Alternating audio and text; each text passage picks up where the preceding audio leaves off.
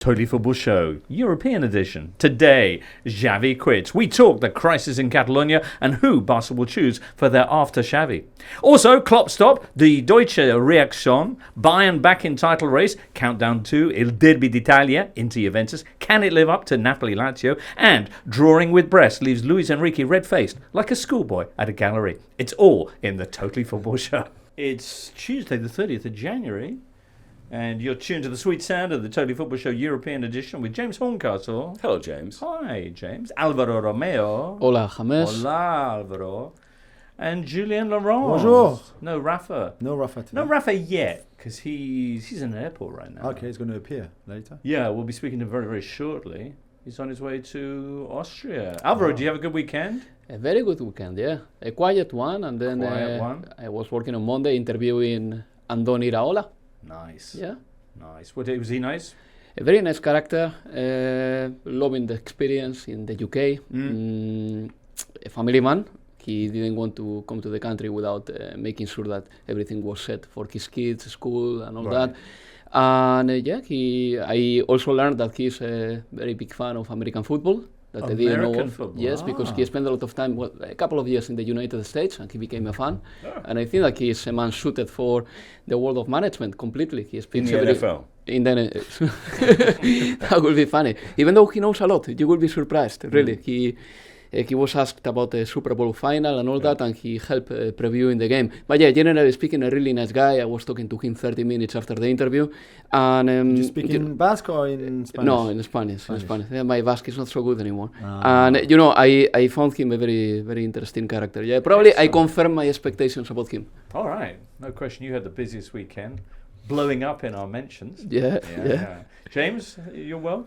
Yeah, very good. Still intact. Still intact. Jules? Just about. All good? Great. Yeah. Thank you very much. All right. Nice. Moments of the weekend. Now, Rapha's done one already, and we'll hear that later on. Okay. But Jules, how about you? I think, James, a lot of things happened this weekend that I think will stay where they happened. But otherwise... How much football did you watch this weekend? To be fair, Jules... to be fair... Yeah, to be fair. You watched what? Your handball final. That's going to be the... That was that goal in the semi-finals. So my God. The You're free saying kick. this. Prondi. The free kick. Listen to those two experts in handball, because handball is big in Spain too, like in France and like in Germany. Okay, so we watched the handball semi-final. Yeah. France against, I forget who it was. Sweden. Swedish keeper. By the way, he plays for PSG. Palinkovic. Palinkovic, my man. Yeah. Paliska, my man. Yeah. Anyway, so what's your moment of the week, Jules? It could have been Prondi's shot in that semi-final, but it's not. And what happened in Zermatt obviously stays in Zermatt. So I will go for Andre Ayew. Remember him? Yes. Swansea legend, West Ham not so much legend, who scored an overhead kick, like kind of a fake one. You know, it's not a Garnacho type of overhead kick, because one of his legs is still on the floor, but he still hit the ball backwards over his head and over the keeper to make it 3-3 in a very thrilling Lorient-Ville Havre game. Okay, quiet weekend in France then. James, your moment of the weekend? I mean, you mentioned it in your intro, James. Did I? Lazio, Napoli. Thriller. Was it the shot on target? Was that your one? Which happened in the 75th minute, I think. Yeah, a great advert for Serie A. Serie A is back. Walter Mazzarri, the Napoli coach, back after 10 years. Do you know those, I suppose if you're watching a National Geographic documentary where they show like the ages of time, you know, like the kind of Jurassic period, Paleolithic period and that sort of thing. I think his approach to this game was to do that, but like go backwards. So it was to like add another defender, add another defender, add another defender. Is there a libero? Come on. It's just like, so it started with a back three, which became a 4, became a 5, became a 6, became a 7. You got a point. Yeah. Last season we recorded Napoli, possibly the most exciting team to watch in Europe. Yeah. It's extraordinary. I mean, you have to salute their ability to transform into quite the dullest. Yeah, the regression is, I think they haven't scored in something like 7 of their last 10 games, or something like that. It's remarkable. I mean, I know Osimhen is away in the African Cup of Nations, but even when he was injured this season, and particularly last, Raspadori would score, Simeone would score. Kvara. So yeah, and they've just been signing players who were going to get relegated with Verona. Nonge and Dendonk, Yeah. who's obviously not come from Verona, but there you go. All right. Yeah. Alvaro?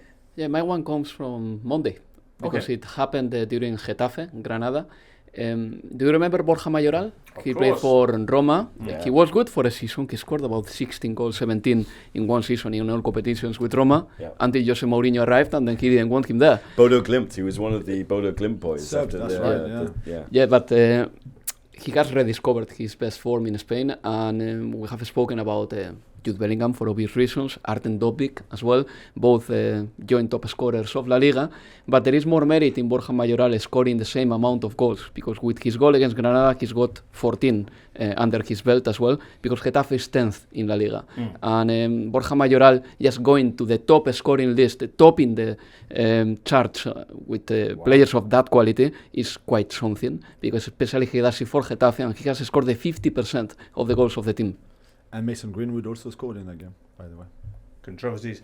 Mason Greenwood. By the way, you were talking about Andre Ayew's overhead kick or semi-overhead kick. Have you seen from Serie A, Girone A, if memory serves, the incredible Michael Liguori? When you said Girone, then I was like, Girona. No, so this No, guy... I he haven't seen this. No, so he plays for Padova. Okay. And this weekend they were away at Novara, and he scores. It's just one of them. You're looking for an heir to the Quagliarella throne for overhead kicks. Yeah. This is the guy, Wow. Liguori. Yeah. Michael Liguori, I think he's about 25, 26, plays in Serie A, which is kind of like Liga Pro, third division Yep. kind of thing, yeah. And he's done a couple actually. He had one in the derby with Triestina back in December. I'd not come across this guy, but someone flagged him up. Yeah. You go back and look. Check out the one this weekend, Alvaro. You're doing this Alvaro's right now, looking. aren't you? Are you looking? Padova at Novara. So Novara, Padova. And it was a 3-0 win. And his goal, boom.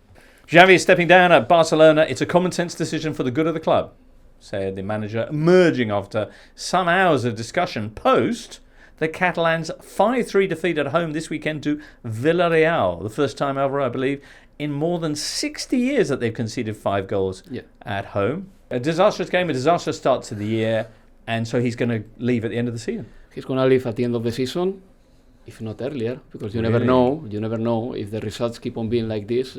Barcelona has conceded 19 goals in January. 1-9. So they got beaten 4-1 by Real in the Super Cup final. They got beaten 4-2 by your friends Athletic in the Copa del Rey. Now this 5-3. Previously, they're 11 points behind Girona, who beat them 4-2. They play in Serie A. And even that. Everything's done. There's nothing left to play for? The Champions League, obviously. Of course, the Champions League. Well, they're playing Napoli. Great game, that. They're playing. You cannot count on. I mean, you can't think that Barcelona has a chance against Napoli because Napoli are where they are. But then, as soon as a difficult draw comes for Barcelona, I don't think they'll be up to the challenge, really, because they collapse in every game. They don't control the game. They don't control it. But sometimes not controlling the game is something that teams are happy with. I can think of Atletico or Real Madrid at times. They are not in control of the possession, but they know what they are doing, and their box is very safe. They control the space. They control it, yeah. Maybe not in the way you would define controlling, the game, but they do it because they don't lose the plot, but Barcelona does. And against Villarreal, when they scored the 3-2, so Villarreal went 2-0 up, and then Barcelona had 11 minutes when they scored three goals, and then at the end they just fell apart. They fell apart. Gonzalo Guedes scoring his first goal for Villarreal, then Sorloth, Morales, they scored the 4th and the 5th. Maybe not in that order, but I think that Barcelona's collapse was clear. And the game gave us a hint of what was going to happen afterwards, because when the game was 3-3 and Gundogan produced a shot in the box, the referee called penalty because a Villarreal defender touched the ball with his elbow, but his elbow was basically glued to his ribs. And the referee went to the VAR video and he turned down his decision and he said that was not penalty. Right after that, Xavi started shouting at the camera, "This is a real embarrassment. This is a disgrace," a few times. So Xavi was not himself at all. And he looked like Maradona in 1994 when he kind of found the camera. Yeah. But Maradona did it after scoring. Yeah. And after other things. Xavi, little by little, gradually, he's been Pocha. I mean, I feel bad. I know that you said really football's sad. boring, but he joined the club when he was 11. Yeah. And he was 17 years in the first team, come back, won them the league last season when we all remember how they'd been with the Dutch guy. Yeah. And Signed a new contract in quickly September. He had Yeah. a new deal in September. Can you imagine between September and January from committing your future to the club and then deciding to leave? Things that must have gone really, really bad in the space of 4 months. Is it to do with Deco, the sporting director? It's got to do with a number of things. Number one, being the Barcelona manager this time is difficult because sometimes we take as normal things that have happened in the previous summers. For example, Xavi calling Gundogan on the phone to tell him to join Barcelona. Xavi calling Bernardo Silva or pretending to call him, not knowing whether they could sign that player or not, because Barcelona has these financial issues. And Xavi knows about them, and he has lost allies in the club. Jordi Cruyff left, Matteo Alemany, a great sporting director, left as well. Then Deco apparently is not the kind of guy that Xavi has a great relationship with right now. So little by little he's been feeling more and more lonely and isolated. And I know that his brother is his assistant coach, but still there is a lot to take on. It looks like Xavi is not comfortable in a conflict situation. You can see some other managers just profiting from it. Simeone, Mourinho, they know how to communicate in these kind of situations, how to deal with this. Xavi hasn't been able, and the results weren't going his way, that's for sure, especially this season. And then there was a turning point, in my opinion, this season as well. After losing against Girona, Xavi decided not to take a few important players to the game against Antwerp in the Champions League, and Joan Laporta told him that he had to bring those big players to that game in Belgium. So that undermines... Which they lost. They lost. Already qualified and top in the group. But for example, that undermines Xavi's authority completely, and that was a point of no return. Ever since then, Barcelona has been losing games. I think that the players have a lot of responsibility as well, but Xavi, the manager, as well. Because it's a good squad. I mean, they're currently fourth now behind Atletico on goal difference, but they have good players. We look at some of the goal scoring talent they got. Gundogan, you mentioned Lewandowski, João Felix coming in. But João Felix, I think, emphasizes a lot of what we're talking about. This is Deco's choice. It's not Xavi's choice. And Alvaro had said many times before he joined that Xavi didn't want him there. And he started well, and at times he's got a good moment because he's a very good player. That's not the problem here. And I think a lot of people underestimate the relationship between a sporting director and a coach, or even a president or whatever, a sporting director and a manager. And we talked a lot, and it sounds a bit like a cliche that sporting director and manager have to be on the same page. If they're not, there's trouble ahead, and we've seen it many, many times happen, and it's exactly the case here. Whether it's enough for Xavi to quit, I'm not sure really. But if you don't get on with your sporting director, but it's a bit the same in any job. If you don't get on with your boss, there's a point where you think like, well, I'm not having that anymore. Exactly. That's why we're so lucky with producer Charlie. Yeah. Thing with Xavi is that I do believe that he's very dogmatic, and he believes that his way is the way. He was like that as a player, and he's like this as a manager as well. I don't think that he's taking on criticism very well. That's number one. Then his communicative skills are not perfect. I think that he's got some problems with that. His messages are contradictory. I don't think that his message is reaching the players the right way. He's not a great motivator. So there are a number of things that they are under Xavi's belt, and you have to put them. To him. And then Joan Laporta, even though he loves Xavi as a person and he really likes Xavi as a footballer, I think that he was never too convinced about Xavi as the manager, because it took him a lot of time to sign him when it was clear that Ronald Koeman was not the right manager for Barcelona, because Laporta had his doubts. Then he extended his contract because, yes, Xavi won the league, but as soon as the results weren't good, he started just taking part in Xavi's decisions. The list against Antwerp was the ultimate example of that, and I think that the situation ever after that went from bad to worse. Okay, this is a club with massive pressure, massive expectations, a massively mortgaged future, financially speaking. Yeah. Who are they likely to be able to get? Who do you think they're looking to get in? Well, the most obvious replacement, if it was tomorrow, let's say that Xavi loses the next 4 games, it would be Rapha Marquez, because he's there. He's at Barcelona B. He's at the academy. And Rafa Marquez, clumsily, in my opinion, he replied on Saturday after getting to know that Xavi was going to leave at the end of the season. He said literally, if I get my chance, I won't say no. I think that maybe he would have... Nice. Threw his hat in the ring. Yeah, he could have been a little bit more respectful or, caring with Xavi. Then Thiago Mota, who has Siding said... up to the widow at the... A little bit like that, yeah. Thiago Mota, he's a manager of Bologna, good friends with Deco. Deco would like Thiago Mota as well to be one of the candidates, but Thiago Mota, he said that he was fine where he is, which is a normal thing to say in these circumstances.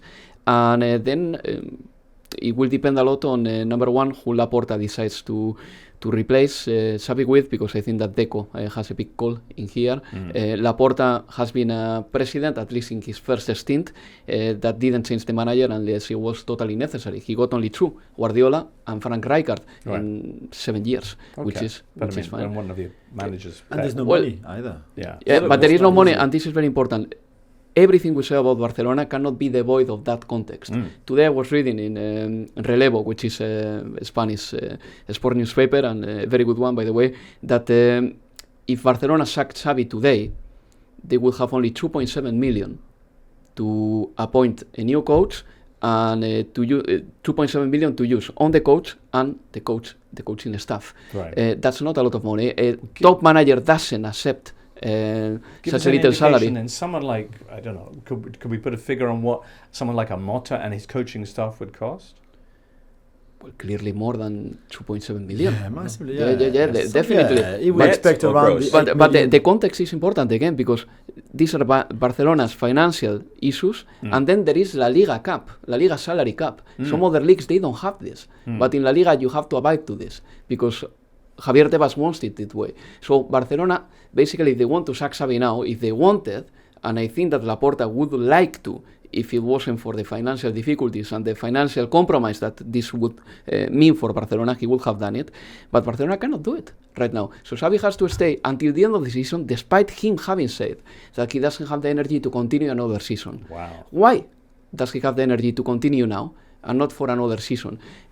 Really, and Joan Laporta has made this decision knowing that there is a manager who is jaded, who is tired, who has been eaten and devoured by the whole situation, and yet he's going to stay because Barcelona cannot sack him. They don't have the money for that. Unless, presumably, if Rafa Marquez steps up from B, that wouldn't involve the same kind of financial input, because he's already on the books to some extent. But Rafa Marquez is not covering himself in glory either in Barcelona B.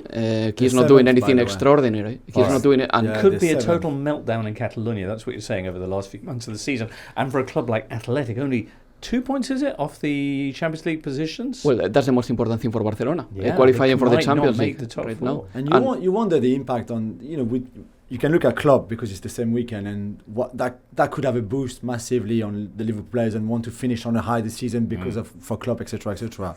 For Xavi, it could be the other way around. And there was Lewandowski had a big barbecue in his house yesterday, and Xavi and the backroom staff didn't go. I don't know if they were not invited or if they were invited and they felt let the players be together. It's just like if we were going for raclette, for example, a raclette somewhere, and you did. If you guys went skiing and you didn't invite everyone, wasn't there. What kind of impact would that have? Exactly. Yeah. I wouldn't want to be part of that. What kind of meltdown for the rest of the season? Melt. Yeah, exactly. Not a big support to Xavi in social media by the players, by the way. Of course, because he's staying until, on paper, 30th of June, and maybe when he leaves, the players will show respect to the man. But only Gavi and Pedri, as far as I can recall, have sent a message to Xavi. No. So, I'm not saying that he has lost the dressing room because I'm not in the position to say this, but I can tell you as well that for some players that have come from really big winning cultures like Gundogan and Lewandowski to arrive in Barcelona and see all this and the mismanagement in coaching and a club that can barely pay salaries and a club that can barely make signings without having to abide La Liga's financial fair play, that has to be really strange to see.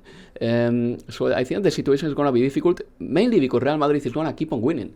This is something that we have to remember. Barcelona has been always in turmoil, always, over the last 10 years, for many reasons, because Guardiola departed and he shouldn't have, because then Bartomeu was doing his terrible financial decisions, because Neymar left, but they were winning when they signed Coutinho, they handed all that glory over to the money, and the glory went to Liverpool. Liverpool rise went up. Yeah. Barcelona's down. Who has been the best president in the history of Real Madrid, Alvaro? Is it Santiago Bernabeu? Is it Florentino Perez? Or is it Josep Bartomeu? That's a very good question. I think Bartomeu did a massive favor to Real Madrid, that's for sure. Just ruining the legacy that Messi, Neymar and Suarez could have created.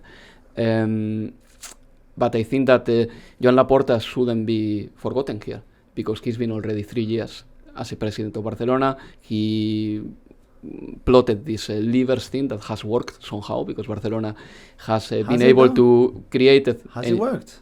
Yeah, because they created a squad that won them the league. And but look at where they are now. They what might not even class? make top 4.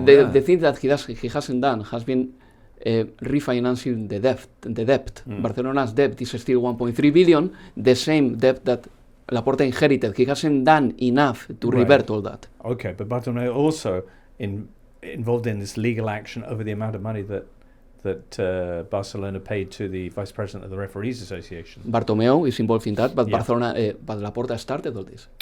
Right. You There know, you go. or They're all he was the one that who was there in the 2000s, in the early 2000s. So if they miss out on Champions League, what do you reckon the direction of travel is, Alvaro?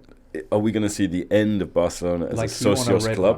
one. Are we going to where does it go? I mean, we talk about clubs being too big to fail. You look at the finances that Barcelona have got, and you think, how is this sustainable? So, yeah, what is the worst case scenario if they miss out in the Champions League?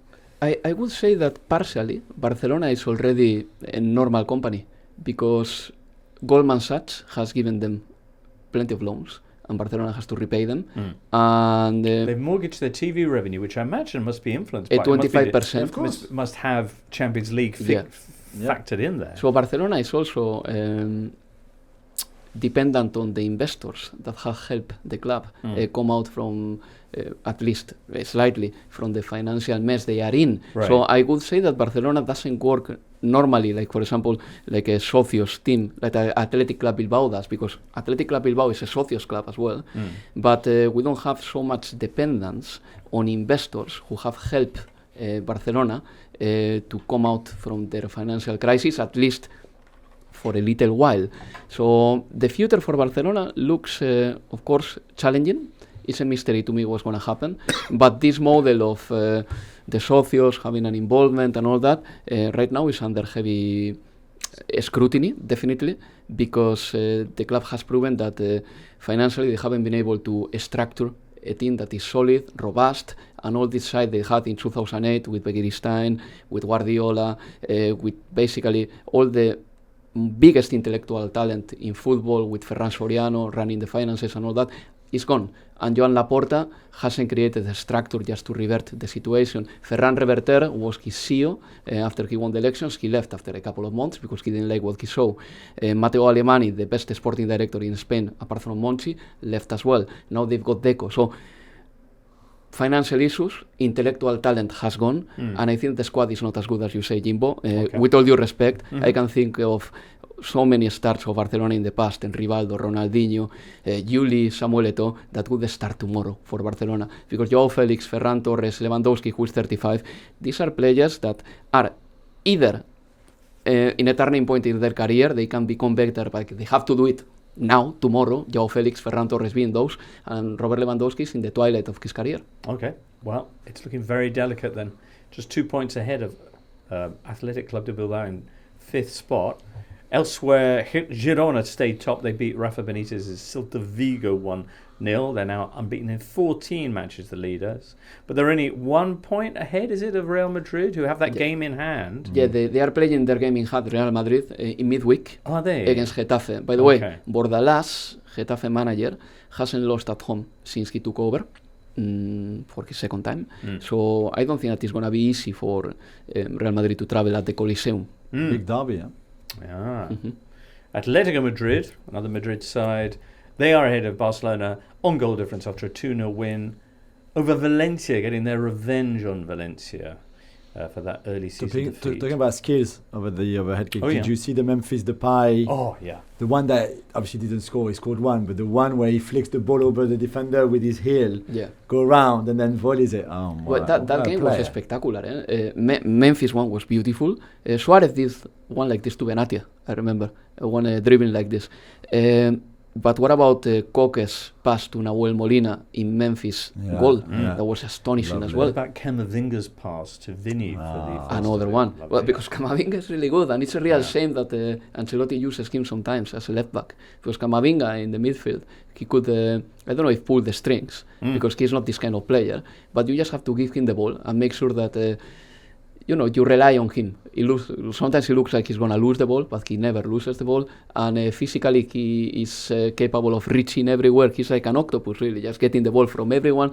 He's an unbelievable player. But on Atletico de Madrid's game, Antoine Griezmann's pass to Samuel Lino as well, another astonishing pass.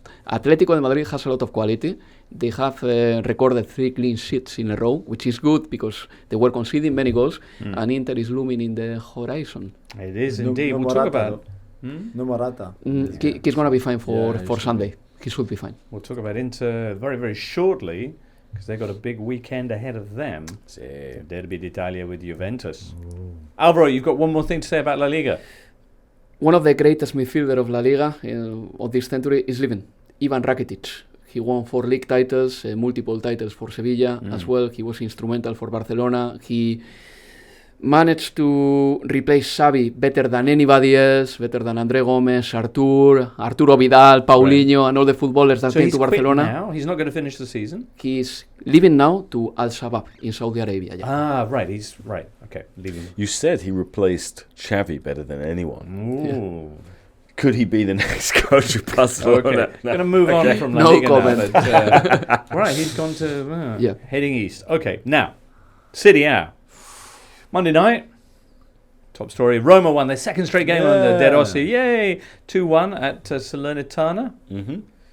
They're now 1 point off the top 4. Admittedly, it's been an easy start. A couple of relegation strugglers for opponents, but... And they were in Saudi Arabia last week to play Al Shabab, Rakitic's new club. Yeah, which they'd organised because their sponsor is Riyadh Season.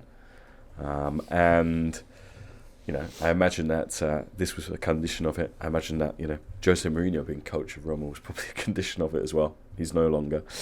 But yeah, De Rossi, when they brought him in, there was some thinking about the timing of the season in that he would have... quite a lot of training sessions. They'd have a soft start. Hellas Verona, Salernitana. Both games kind of mirror images of one another in terms of they go 2-0 up and then they kind of creak a little and their opponents come back into the game. It's quite nervous. But yeah, they are all of a sudden 5th. And the only condition of De Rossi's contract was a Champions League bonus. Nothing else. No automatic extension if he does well. At the moment they are on course to qualify for the Champions League. Although Atalanta keep winning as well, and Atalanta, all the other teams have a game in hand against them. Yeah, so next 5 teams. Yeah, Roma next Monday again for them next weekend. They're going to be hosting Cagliari with the former Roma glory. Yeah, Claudio Ranieri. Claudio was Daniele's Daniele's last coach at Roma. I was at De Rossi's final game, which was also Claudio's final game. Right. And it's the one where Claudio cries on the sidelines because he came at a time of need for the club, and his people recognised what he'd done for them. It was lovely. That is gorgeous, isn't it? Yeah. And now, as you say, after that, Inter we keep mentioning, because they've got the Derby d'Italia coming up this weekend. Now, it's going to see them hosting Juventus. They're hosting Juventus this time around. Juve, who come into this game of games off the back of a bit of a slip-up. They'd had 7 straight wins. This weekend, they took on a side who were second bottom of the table, Empoli. But the twist was that Empoli have recently appointed... The Harry Houdini. The Harry Houdini of Serie A. Davide Nicola, who you remember from his incredible Crotone turnaround, and then rescuing Salernitana himself a few seasons back. What does he do? Well, the first game he won 3-0 against Monza was their first victory since November. And this time he went and got a point away in Turin. Yeah, so 4 points from 6 for Nicola, who, he's changed Empoli's style. Empoli have always been a club that plays like a 4-4-2 diamond, you know, Sadi, Giampaolo, people like that. He's like, no, let's go 3 at the back, shore things up. And okay, in Turin against Juventus, they were favoured by the fact that Arkadiusz Milik got sent off after 15 minutes. So they had a man advantage for more than an hour. They went behind, but they were still plucky enough to get back into the game. They brought on one of the most promising players, or shall we say overhyped young players in Italian football, which is Tommaso Baldanzi. Baldanzi scored from outside of the area. It's the only way to score against Juventus. I think more than half of the 14 goals that they've conceded this season have come from shots outside the box. So credit to Empoli for pulling themselves out or getting closer to getting out of the relegation mire. But for Juve, it was a blow, James. Allegri sort of criticised after the game for some of the lineup choices that he made. For example, for starting Milik over Yildiz, who's been in great form over the last few months. He rested Danilo because Danilo was on a booking and he didn't want to lose Danilo for the Derby d'Italia, which is coming up. And I think they were still without Rabiot and Chiesa. Yeah. But they would have expected to win that game against Empoli. So it allowed Inter to take back the summit of Serie A and still have that game in hand going into the Derby d'Italia on Sunday. So when do they play Empoli, though? That's the key question. Well, the thing is, I mean, I suppose with Inter, I mean, Juventus, Empoli have strangely become a bit of a bogey team. And remember, towards the end of last season, Empoli wiped the floor with Juventus. It was on the day when they got their points penalty back, and so Juventus' heads were all over the place. Inter's bogey team tends to be, a Genoa or a Bologna or a Sassuolo. So let's see. But Inter, not as impressive as they've been all season when they went to Florence at the weekend, but they got the job done. Right. Lautaro scoring. Just as Vlahovic had been the scorer for Juventus in their game against Empoli. The two in-form forwards in Serie A clashing then at San Siro this weekend. But by the way, just talking of Empoli still, they've got Salernitana, so that's the bottom two face each other next weekend.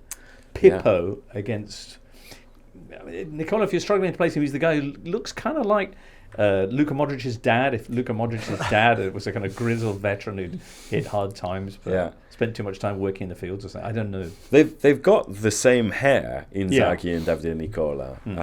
And I always think it's interesting. These guys have been in charge of teams that are down the bottom. Nicola's been fighting relegation his entire career, so he's gone grey. He looks quite haggard now. He looks like he'd be carrying a staff in a Lord of the Rings kind of film, something like that. You contrast Pippo Inzaghi with his brother Simone. Simone still has jet black hair. Babyface. Plump cheeks. Pippo now is a mess. Streaked grey. Pippo's a mess. He's not a mess, but his hair is streaked with grey. You can tell, he doesn't find management as easy as he did find scoring goals. So it's not as easy to manage Salernitana than it is to manage Inter. Well, he's had the bigger clubs. He was at Milan. No, he had his chance. And if you talk about being delegitimized by the president, that scene where Berlusconi flanks him in the dressing room and says, "Pippo, you need to be stronger with your players. Shout at them." So Pippo goes, "Hey, forza ragazzi." But it's because not like that. Like this, he does it. No, you go again. No, louder. Bullying on a level that rarely seen. Yeah. In the same scene, I mean, that was preceded by Berlusconi, I think, propositioning or asking Suleiman Tari how his wife is. Because I think Silvio quite liked Mrs. Montari. So anyway, what a che tipo. Anyway, that's Salernitana Empoli, but we have the big game in at San Siro and key for the title. Maybe not key because there's still there'll be 15 games to go afterwards. But as I mentioned, Inter have been able to take back the lead in Serie A with a game in hand. If they were to win this, or even get kind of a favourable draw, they would have the edge on head-to-head, which is essentially worth an extra point as well. So it is big. It's probably the biggest derby d'Italia since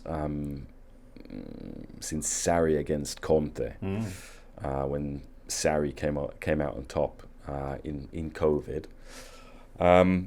But yeah, it should be a great game. I mean, the last derby d'Italia really kind of caught fire after about 20 minutes. Juventus took the lead in that, and then Inter replied almost immediately with a wonderful goal down the right-hand side. We'll have to see if Chiesa's back fit, although even a fit Chiesa, I'm not sure he gets into this side with Yildiz playing as well as he did. Even when Yildiz came on against Empoli, you were kind of saying, Max, what have you done here? Why didn't you play him earlier?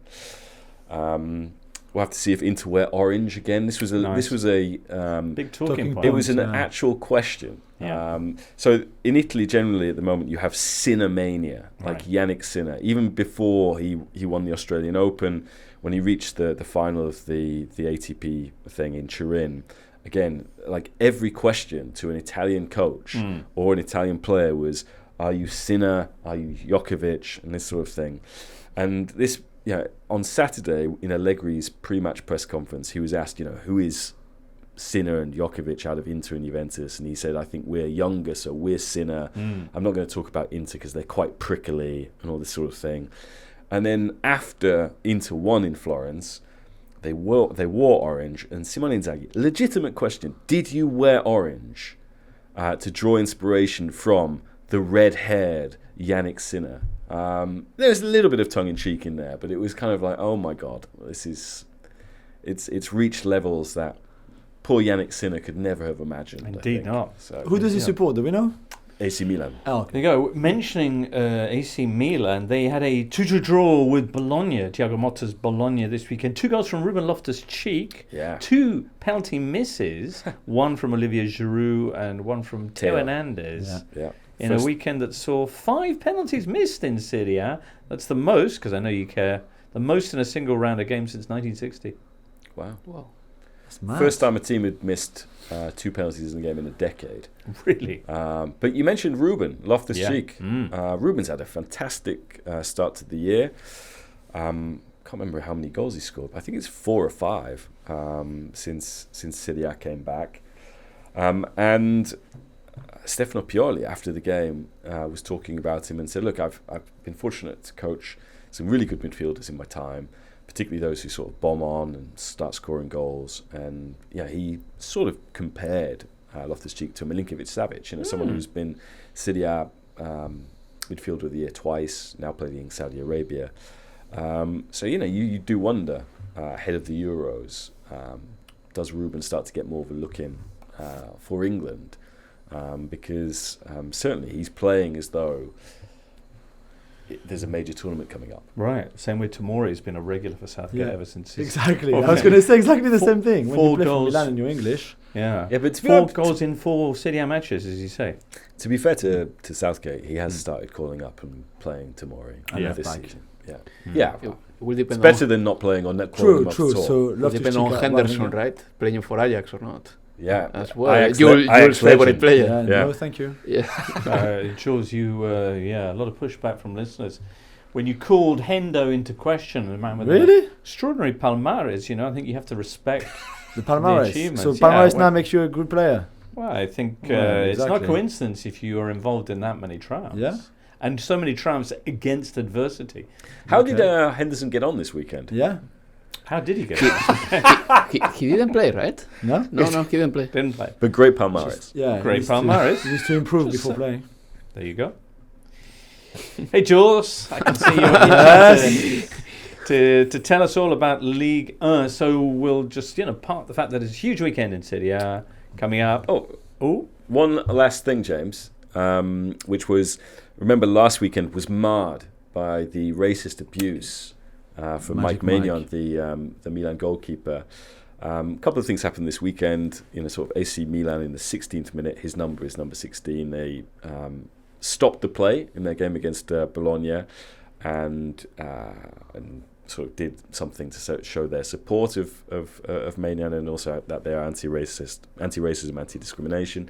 And then Udinese, the mayor of Udine, you might remember, he said, we're going to give Maignan honorary citizenship. And then this went before a vote in the town council, and the town council voted it down. Because Udine is not a racist city, as they were very keen to point out. And I know this does not necessarily represent Udine or people from Udine. It's more reflective of the politics of the centre-right party that voted this down. But in terms of like just a beffa, as they say in Italy, just like sort of a face palm moment. This is right up there. Yeah. All right, next up, Ligue 1. Ooh, nervous times in Paris, Jules. PSG's lead cut to just 6 points. What? After their 2-2 draw with Brest this weekend. What happened, Jules? Great They game. were 2-0 up, they were cruising. They were cruising and then they fell asleep. They went for a nap, like some of us do, especially after skiing. Maybe the handball's on. Maybe the handball's on, So they fell asleep at half-time and just didn't wake up again because the first half, without being brilliant, Asensio scored a lovely goal. Bobby Bacala was good on the left-hand side before he got sent off in the second half. And then at half-time, everything changed. Brest, to be fair, were a really good team. We said that. Just, you haven't made a joke yet, which I'm a bit worried. Came back and scored 2 goals to level. The second one. Tits up for PSG. I think Horncastle used also that on Sunday night. Did you do that on Sunday night? Yeah. When we were coming through the airport terminal. He did, and Brest scored a lovely, lovely second goal. Pereira, if you haven't seen it, like a back heel after Satriano's cross. And they deserved their draw, to be fair. They took their chance. They want to be more aggressive. They won all the second balls. And PSG could not respond, which I'm a bit disappointed in the Luis Enrique point of view because he didn't look like he did enough to influence that game and saw how apathetic his players were. So we see what I love about this is, but we mentioned Eric Roy, the Brest manager before.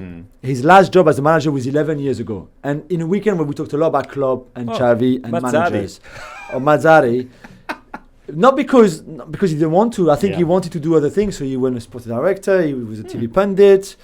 Including with me. He created a tournament for beach football. Is that beach football, you say? Wow. Things like that. And then he applied for this job. And I think Brest, in a way, deserves a lot of credit for thinking outside of the box. Clearly, 11 years outside of the box. To give him the job when they had other managers applying who had a better career, in a way, or certainly more recently. But they saw in Eric Roy someone who is good tactically because he watched a lot of football. He's very good in managing players. He's a really, really smart guy too. And they're third in the table and they completely deserve to be where they are. Top of the form table as well. In terms of managing big personalities, did he learn that from being on the radio with you, Jules? TV, we were together. TV, mostly, Maybe, What show did you do, Jules? We covered the Premier League together for French television. Yeah, it was great. And you could see that the way he watched the game was a bit special. But I don't think even him could have foreseen how successful it would be in this team. It's still a small team, and by the way, they go back to the Parc des Princes in 2 weeks' time to play PSG, or 10 days' time to play them in the Cup. So that should be interesting. The second, Okay, and while all that was happening, Nice closed the gap on the leaders to, as I mentioned, 6 points with their 1-0 win over Metz on Saturday. Guess who they'll be playing next week? PSG? No. Brest, that's it. It's second and third. Second and third. Which way round is it, though? It's Brest Nice. But if you look at the table, it's PSG, Nice, Brest. Anyway, Marseille and Monaco played one of the biggest games for Marseille this weekend. Yeah, it was big, and they were disappointing in a way because they drew 2-2 when Monaco went down to 10 men after 11 minutes. A really harsh red card. That referee is a terrible, one of the worst we've had. I don't know why they picked him for such a big game and a big derby as well. And even playing 11 against 10 for 80 odd minutes, Marseille couldn't win. And it's not like they haven't had the practice. Producer Charlie coming up with the stat that they have spent more time playing with a man advantage than any other team in Liga this season, but they've only won one of the 4 games in which they've had that advantage. Yeah, and Gattuso saying he was not too angry, to be fair. He said, I can't have asked more for my players. What about asking them to win, maybe? The Vitinha miss at the end. And Vitinha is a very interesting one because they're trying to sell him. He might go to Genoa on loan with an option to buy or obligation to buy. The most expensive ever Marseille signing, 32 million bonus included from Braga, who just never clicked. And I think there's a player there. Yeah. But for some reason, it's there. And as we know, it's a difficult environment in Marseille. Vitinha doesn't fit in, yeah. Doesn't fit in that. And he's obviously bad Vitinha because good Vitinha in Paris is doing much better. So yeah, he had the chance to win it. Good save, he though, didn't. Yeah, good save. Good save. Really, really good save. And for Monaco and Adi Hurto, who's been a bit under pressure in everything that's happening within the club, selling all of that. That's a good draw because they even finished the game with 9 men because Zakaria was also sent off. But Wissam Ben Yedder, we talked about him a lot before. What a player. Even at that age, off contract in the summer, scores one, assists the other one. It's just a lovely, lovely player. How are Monaco doing in their search for a new owner? We don't know much more. I think they're still the Rain Group, the bank that sold, is very usually involved in those kind of stuff, is doing all the preparation work and everything. So we should know a bit more like in the next 6 months or so. All right. Anything else from Liga, Jules? Yeah, just a shout out to Ayoub Bouhadi, who at 16 and 188 days became the youngest player to start in the French top flight since Basile Boli in '83. Yeah, only the third player born in 2007 to play in the V5 League, the other two being Lamine Yamal and Pau Cubarsí at Barcelona. Good God. And he got sent off, bless him. Yeah, towards the end. So really? he became the youngest player to be sent off. He got back-to-back yellow cards in the space of like 5 minutes or so. He's Eager. He's a genuine wonder kid. I mean, he's outstanding. Where he's does he kind play? of What does he defensive midfielder, like a 6 or an 8. For who? For Lille. Lille, and they drew 0-0 away at Montpellier. And it's a shame because it was such a big. Clearly, it was a big game, and he did okay until the red card, and that red card will forever be obviously remembered as the youngest ever player, I think, to be sent off in the French top flight. Yeah, one of the quickest. No, because he was late in the game. Okay. Yeah. So he played and did okay, and then that red card was a bit. All right. Just spoil a little bit the party when you're 16 and making your debut as a pro is pretty special. And Okay, time to catch up with our buddy Raphael Honigstein. He's on his way to Austria. He travels. He gets around. No, not skiing. Work. Okay. Football needs him. Yeah. And Rapha is there. Raphael Honigstein joins us now. Rapha, how are you? I'm very well, James. How are you? Excellent. Also, I know that the listener will be disappointed if I don't begin by asking you for your moment of the weekend. Well, James, there were so many big moments this weekend, on and off the pitch, as it were. But in terms of the overall importance, I think it might be the challenge on Jeremy Frimpong by Florian Neuhaus of Borussia Mönchengladbach. Frimpong threw on goal, and Neuhaus, who you don't have down as the fastest player in the world, certainly not when it comes to keeping up with Frimpong, makes up the ground and puts in a challenge that denies Frimpong and Leverkusen the goal. And it turns out that Leverkusen only draw 0-0. And that might well be the challenge that ultimately, not decides, but has a big, big influence on the outcome of the title race in Germany. Reopening, perhaps, the battle between Bayer and Bayern. Bayern, who moved to just 2 points behind Xavi Alonso's side. Of course, this happening just 24 hours after the Jurgen Klopp announcement on Merseyside, which I imagine fueled all sorts of speculation there in Germany.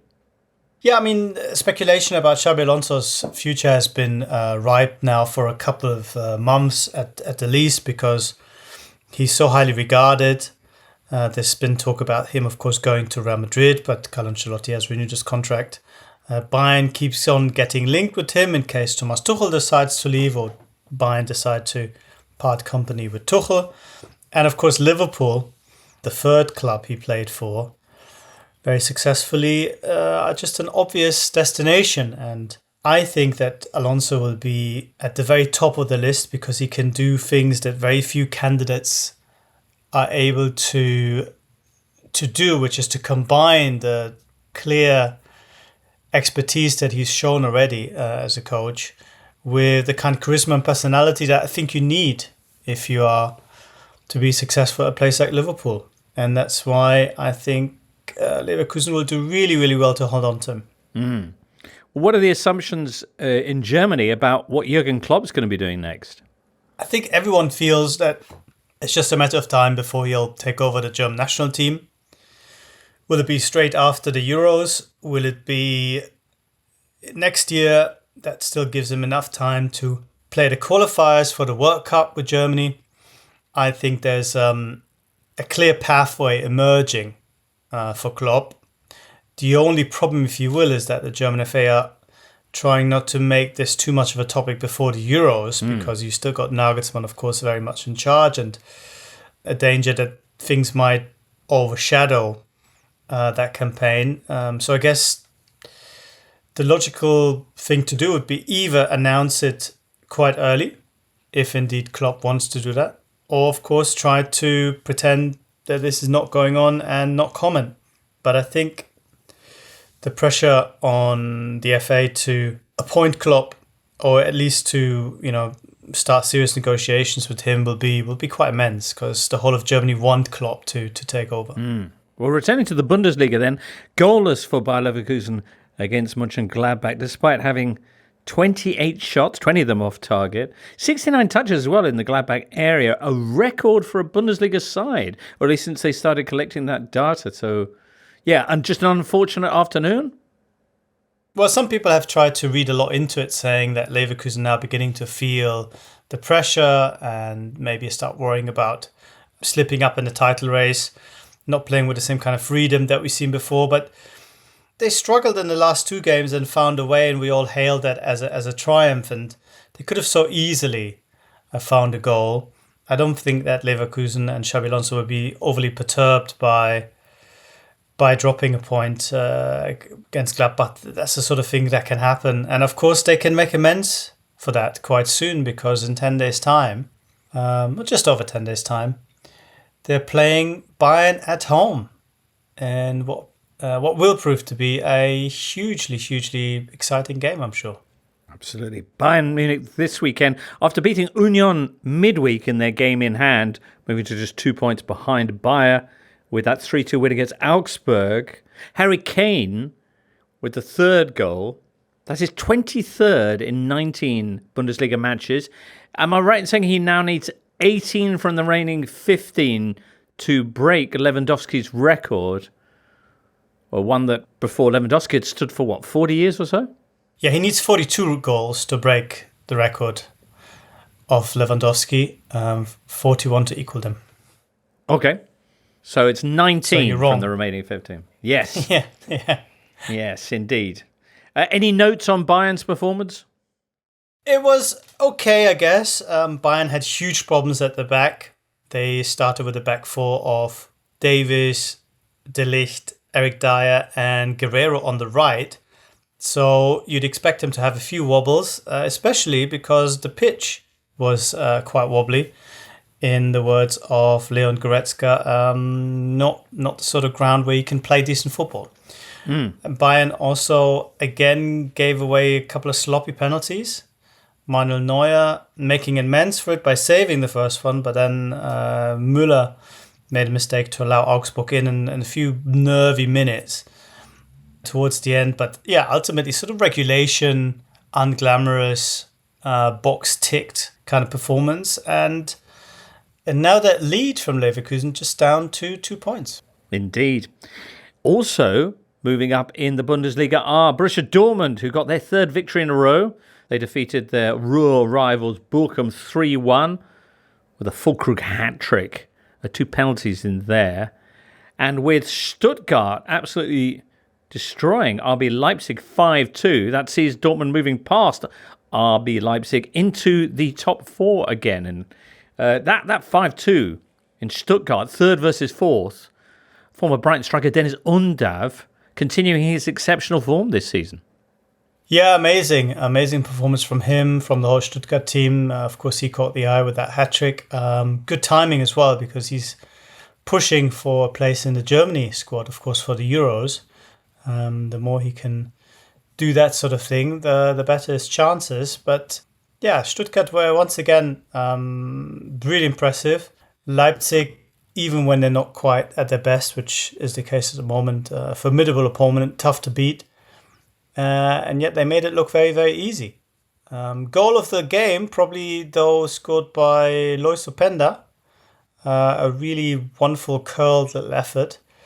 But Leipzig in a bit of a crisis, James. 3 straight defeats since the winter break. And of course, before that, they drew against Bremen. So 4 games without a win. And that explains their dip in the table and will make for a bit of an uncomfortable, I think, spell for Marco Rose, who up until now, I think, had been probably ahead of expectations. But now maybe that, big loss of big characters that they've had to suffer in the summer is beginning to catch up with them. All right then. Rapha, thank you so much for being with us. Auf Wiedersehen. Thank you, James. Ciao. Raphael Honigstein there. Good. Looking forward to seeing him again next week. Yeah. Yeah, or will he be in Germany or in Don't know. Poland? Who can say? We don't know with him. We don't know. International man of mystery. Yes. Raphael Honigstein. That's right. Indeed. That wraps it up, though, for today's show, I believe. Many thanks to Rapha for that, to you, Jules, Alvaro, James, Rachel and Charlie in the booth, and you, listener. We'll be around if you want some more. Thursday, we're back talking about midweek Premier League stuff, which, that'll be fun. Would be good. Join us for that. For now, though, from all of us here, it's goodbye.